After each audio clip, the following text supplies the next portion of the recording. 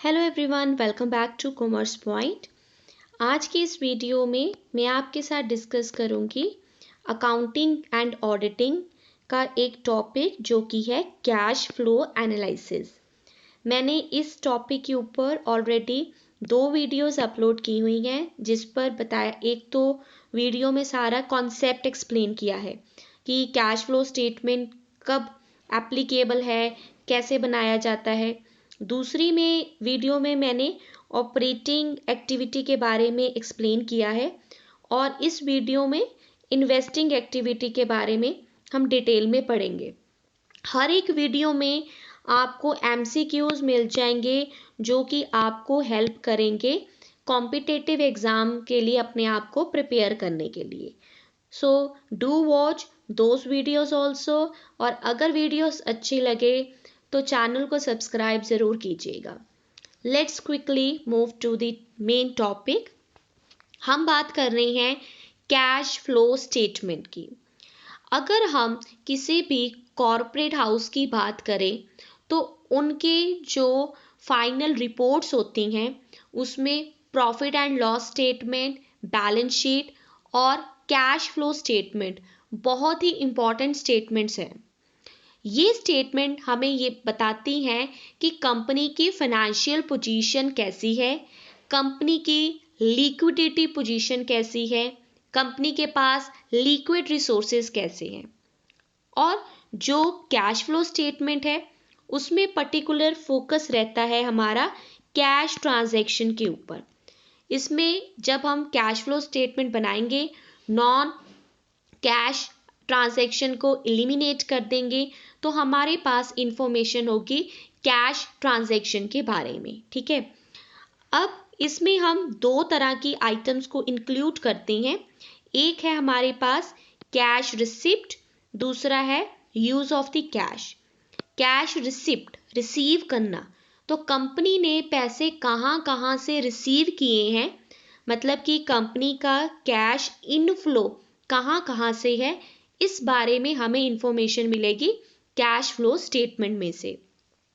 Use of the cash, use of the cash मतलब application of the cash, जहाँ फिर हम कह सकते हैं आउटफ्लो ऑफ द कैश।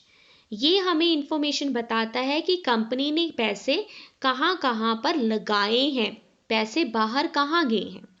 साथ ही साथ ये एक ऐसी स्टेटमेंट है जो कि हमें कंपनी की एक्टिविटीज़ को 3 पार्ट्स में डिवाइड कर देगी। ऑपरेटिंग एक्टिविटी, यानी कि मेन सोर्स ऑफ इनकम। अगर कंपनी मान लीजिए लैपटॉप बना रही है तो लैपटॉप को सेल करके कितना पैसा, कितना कैश कंपनी जनरेट कर रही है, उसकी इंफॉर्मेशन हमें ऑपरेटिंग एक्टिविटी में से पता लग जाएगी। उसके बाद आ जाते हैं इन्वेस्टिंग एक्टिविटी के ऊपर, जो कि इस वीडियो का मेन पर्पस है। मैं आपको इसको डिटेल में करवाऊंगी। इन्वेस्टिंग एक्टिविटी, अगर आप अपने बारे में सोचो, आप पैसा कहाँ पर इन्वेस्ट कर सकते हैं। मान लीजिए आपके पास 2 लाख रुपए हैं, उस 2 लाख रुपए से आप गोल्ड का कुछ खरीद सकते हैं या फिर शेयर मार्केट में इन्वेस्टमेंट कर सकते हैं। ठीक है, 2 लाख में कोई, मैं ये नहीं कहूँगी कि आप लैंड लेकर रख सकते हैं क्योंकि 2 लाख में नहीं आएगी। अब हम बात करते हैं कंपनी के पॉइंट ऑफ व्यू से। कंपनी के लिए इन्वेस्टिंग एक्टिविटीज़ क्या है? As per accounting standard, investing activities are the acquisition and the disposal of long-term asset.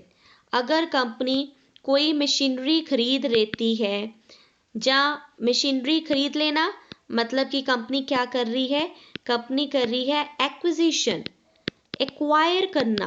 Company is purchasing the machinery.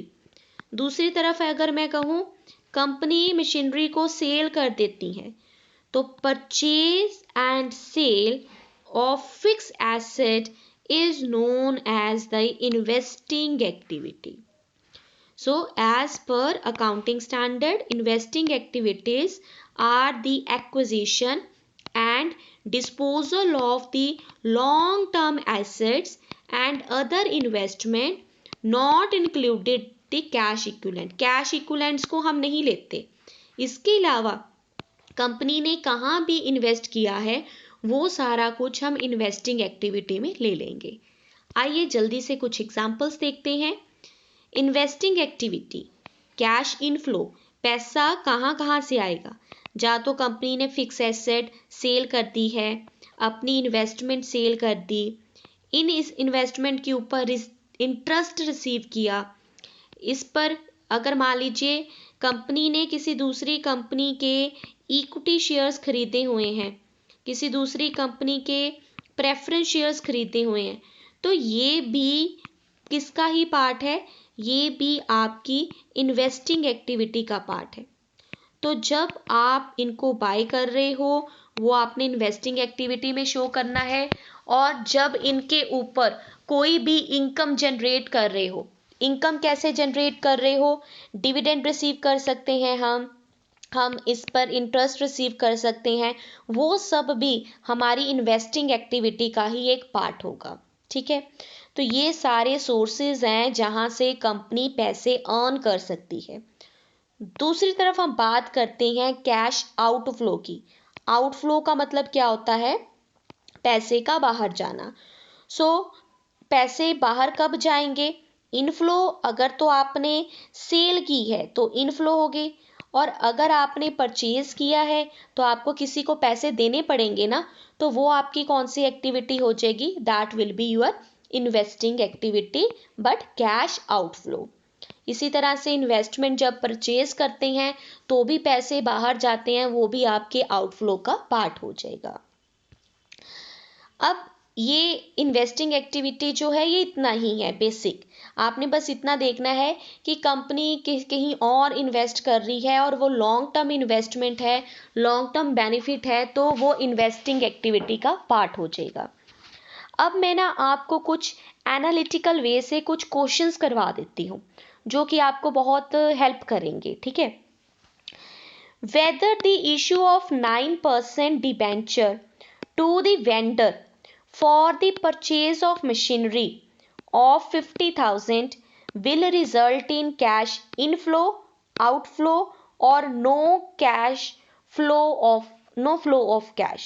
हमने क्या किया, कंपनी ने 9% डिबेंचर इशू किए और उसके बदले में मशीनरी जो है परचेज कर ली। ठीक है, आप किसी मान लीजिए XYZ कंपनी के पास गए और उनको बोला कि हमें आप ये वाली मशीनरी दे दीजिए, और उसके बदले में हम क्या करेंगे, उसके बदले में हम जो है आपको इशू कर देंगे 9% डिबेंचर।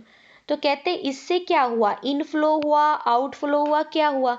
देखिए बेटा, ना तो पैसे आए ना ही आपने पैसे पे किए, तो इससे क्या होगा, नो फ्लो ऑफ कैश। आपने परचेज करने के बदले में डिबेंचर इशू कर दिए हैं, ना तो पैसे रिसीव किए ना ही मशीनरी परचेज करने के बदले में पे किए। So it is no flow of cash, right. जल्दी से अगला केस देखते हैं। Under which type of activity will you classify dividend receive by a finance company. Now we are talking about finance company. Finance company का तो काम ही यही है, किसी के सिक्योरिटीज ले लेना, किसी की सिक्योरिटीज दे देना, इंटरेस्ट रिसीव करना, डिविडेंड रिसीव करना। तो ये इनके लिए क्या होगी, ये उनकी मेजर ऑपरेटिंग एक्टिविटी होगी, क्योंकि उनकी ये मेन ऑपरेटिंग एक्टिविटी है। इसलिए whatever the money they are receiving by way of dividend, वो उनके लिए क्या हो जाएगी, ऑपरेटिंग एक्टिविटी हो जाएगी। मेरे पास और भी बहुत सारे केसेस हैं, बट ये वीडियो थोड़ी सी लंबी हो जाएगी, इसलिए हम बाकी केसेस को अगली वीडियो में डिस्कस करेंगे। I hope you will like this video. अगर अच्छी लगी हो तो प्लीज़ चैनल को सब्सक्राइब कीजिए। Thank you everyone.